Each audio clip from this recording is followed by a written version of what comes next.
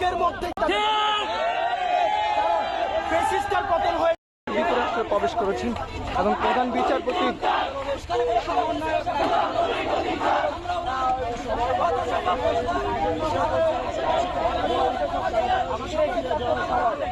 এখন রাজপথে চলে আসে, সবাই যেন হাইকোর্টের দিকে চলে আসে। বিচারপতি রয়েছে, এই ফ্যাসিস্ট সরকারের অংশ যারা রয়েছে তাদের সবার পদত্যাগ করতে হবে আজকের মধ্যেই। ফ্যাসিস্টের পতন হয়েছে, কিন্তু প্রধান বিচারপতি সহ অন্যান্য বিচারপতি তারা হচ্ছে ফ্যাসিস্ট সরকারের একটি অংশ। সুতরাং ফ্যাসিস্ট সরকারের কোনো কিছুই এই রাষ্ট্রে স্বাধীন রাষ্ট্রে থাকতে পারে না।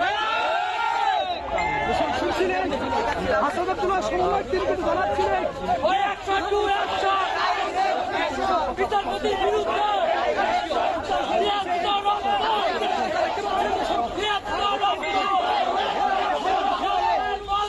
দাবিতে শিক্ষার্থীরা কিন্তু হাইকোর্টে প্রবেশ করেছেন।